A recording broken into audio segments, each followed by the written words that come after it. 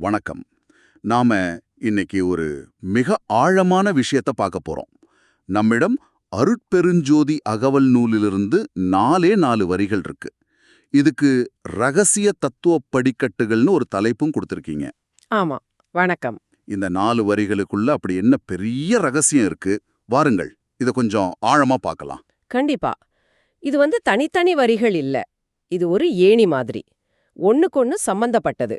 ஒவ்வொரு படியும் அடுத்த படிக்கு நம்மள கூட்டிட்டு போகும். அழிவற்ற நன்மை, காலத்தை கடந்த நிலை, அப்புறம் துன்பமில்லாத ஒரு வாழ்க்கை, கடைசியா உடனடி அருள். இப்படி ஒரு முழுமையான சித்திரத்தை கொடுக்கும். கேட்கவே ரொம்ப ஆர்வமா இருக்கு. சரி, அப்ப முதல் படியிலிருந்து ஆரம்பிக்கலாமா? ஆரம்பிக்கலாம். இந்த 44வது வரி இப்படி சொல்லுது: இழியா பெருநலம் எல்லாம் அளித்தருள் அழியா சிற்சபை அருட்பெருஞ்சோதி. இதுல இழியா பெருநலம்ன்ற வார்த்தை ரொம்ப சக்தி வாய்ந்ததா தோணுது. அதாவது குறையவே குறையாத பெரிய நன்மைகள். ஆனா நடைமுறையில நாம பாக்குற சந்தோஷம், வெற்றி எல்லாமே தற்காலிகம் தானே. இது எப்படி சாத்தியம்? மிக சரியான கேள்வி. இந்த வரியோட ஆழமே அங்கதான் இருக்கு. உலகத்துல நாம தேடுற சந்தோஷம் பெரும்பாலும் வெளியிருந்து வர்றது. ஒரு வேலை, ஒரு பாராட்டு. ஆமா, ஒரு பொருள் வாங்கினா கொஞ்ச நாள் சந்தோஷமா இருப்போம். கரெக்ட். உளவியல்ல இதை ஹெடானிக் ட்ரெட்மில்னு சொல்லுவாங்க. அதாவது ஒரு இலக்கை அடைஞ்சதும் சந்தோஷம் வரும், ஆனா சீக்கிரமே அந்த உணர்வு பழகிடும். நாம அடுத்த இலக்கை தேடி ஓட ஆரம்பிச்சிடுவோம். உண்மைதான், இது ஒரு முடிவே இல்லாத ஓட்டம். நிரந்தர திருப்தியே கிடைக்காது. ஆனா இங்க சொல்லப்படுற இழியா பெருநலம் அப்படிப்பட்டதில்ல. அது வெளியிருந்து வர்றதில்ல, உள்ளிருந்து ஊர்ற ஒரு தன்மை, நிபந்தனையே இல்லாதது. ஓ சரி, அப்போ இந்த அழிவற்ற நலம் எங்கிருந்து வருது? வரி சொல்லுது பாருங்க, அழியா சிற்சபையிலிருந்து. சிற்சபை, சித்னா அறிவு, பிரக்னேன்னு கேள்விப்பட்டிருக்கேன். அப்போ இது ஒரு கோயில் மாதிரியான இடம் இல்லையா? இல்ல, அதுதான் இதுல உள்ள சூட்ச்மம். அது ஒரு இடம் இல்ல, அது ஒரு நிலை, தூய பிரக்ஞையோட வெளி. அதுக்கு காலமோ இடமோ ஒரு தடை இல்லை. அது அழிவற்றது, அதனால அதிலேந்து வர்ற நன்மைகளும் அழிவற்றவை. ஓகே, அப்போ மூலம் ஒரு அழிவில்லாத ஞானவெளி, அது புரியுது. ஆனா அழியாததுன்னு சொன்னா ஒரு கல் கூட 1000 வருஷம் அழியாம இருக்கலாம். இங்க சொல்லப்படுற அழியாமை அதை விட ஆழமானதா? அருமையான கேள்வி. உங்க கேள்விதான் நம்மள அடுத்த படிக்கு, அதாவது 45வது வரிக்கு கூட்டிட்டு போகுது. அது இந்த அழியாமையோட பிரம்மாண்டத்தை நமக்கு காட்டும். சொல்லுங்க. வரி இப்படி இருக்கு: கற்பம் பலபல கழியினும் அழிவுரா அற்புதன் தருஞ்சபை அருட்பெருஞ்சோதி. கற்பம், இது புராணங்கள்ல வர்ற ஒரு கால அளவு தானே. அது எவ்வளோ பெருசு?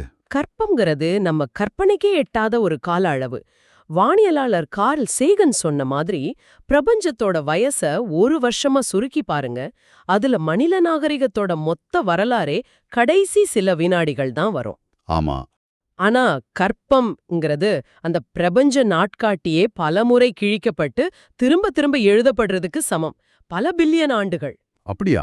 அப்போ பிரபஞ்சங்களே பல முறை தோன்றி மறைஞ்சாலும் அழியாம இருக்கிற ஒரு சபையை பத்தி தான் இங்க பேசுறோமா? ஆமா, நம்புறதுக்கு கொஞ்சம் கடினமா தான் இருக்கும்.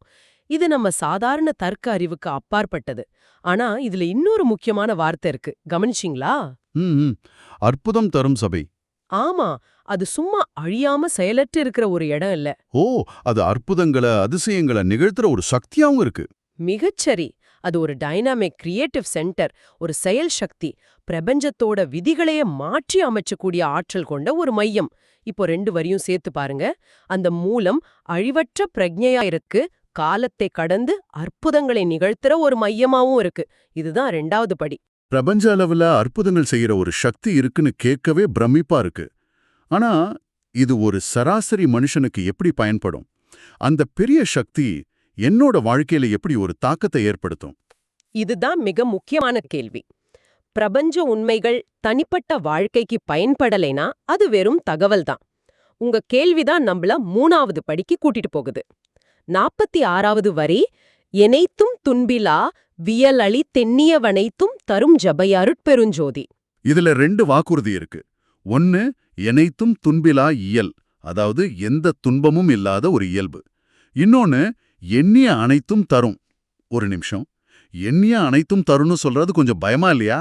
ஒருத்தரோட எண்ணம் தவறா இருந்தா என்ன ஆகும்? இது ஒரு வரமா இல்ல ஆபத்தா? இல்ல, உள்ள கேள்வி ரொம்ப சரியானது. இந்த கேள்விதான் இந்த வரியோட உண்மையான அர்த்தத்தை துறக்கும் ஷாவி.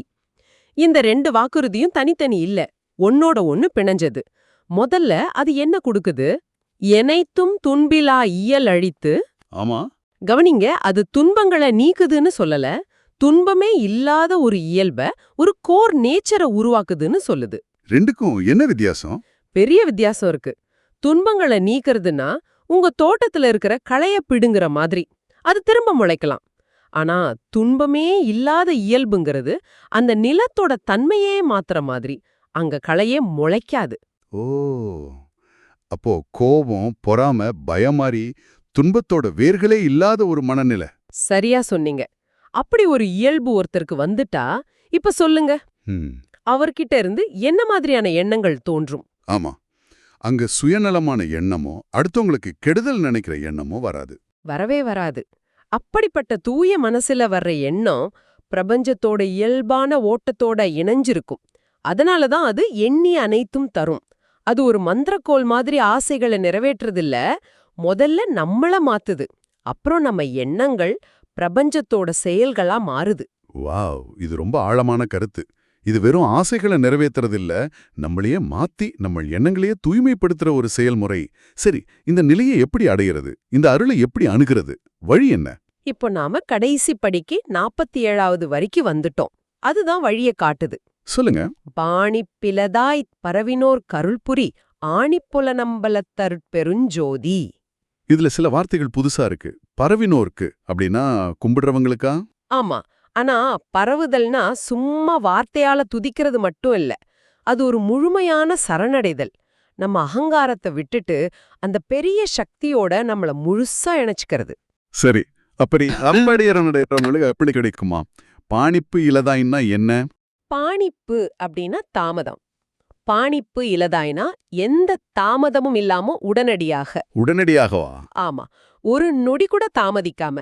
இது ஒரு ஆச்சரியமான வாக்குறுதி. தாமதம் அந்த சக்தி கிட்ட இல்ல, நம்மளோட பரவுதல்ல, நம்ம சரணடைகிறதோட முழுமையில தான் இருக்கு. அந்த இணைப்பு முழுமையா இருந்தா செயல்பாடு உடனடியானது. நில்லுங்க, இங்க எனக்கு ஒரு சந்தேகம். முதல் வரியில அழியா சிற்சபைன்னு சொன்னாங்க, இப்ப கடைசி வரியில ஆணிப்பொன் அம்பலம் சொல்றாங்க. ரெண்டும் ஒன்னா? ஏன் திடீர்னு தங்கம்ன்ற உருவகம் இங்க வருது? மிக நுட்பமான கவனிப்பு. ரெண்டும் ஒரே பேருண்மையோட 2 வர்ணனைகள் தான். சிற்சபை அப்படிங்கிறது அதோட தன்மைய, அதாவது அது ஒரு பிரக்ஞாவளின்னு அழிவுபூர்வமா சொல்லுது. ஓகே. ஆணிப்பொன் அம்பலம்ங்கிறது அதோட குணத்தை, அதோட மதிப்பை உணர்வுபூர்வமா சொல்லுது. தங்கம் ஏன் மதிப்பு மிக்கது? அது தூய்மையானது, காலத்தால் அழியாது, துருப்பிடிக்காது. அதோட மதிப்பு குறையாது.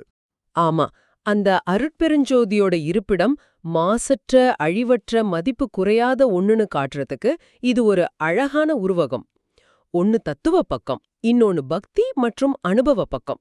அப்போ இந்த 4 படிகள் வழியா நாம முதல்ல அந்த மூலத்தோட தன்மையை பார்த்தோம், அப்புறம் அது காலத்தையே கடந்த அற்புதங்கள் செய்துன்னு தெரிஞ்சுக்கிட்டோம். அதுக்கப்புறம் அது தனிப்பட்ட ஒருத்தருக்கு துன்பமில்லா இயல்பை தந்து எண்ணியதை ஈடேற்றுதுன்னு புரிஞ்சுக்கிட்டோம்.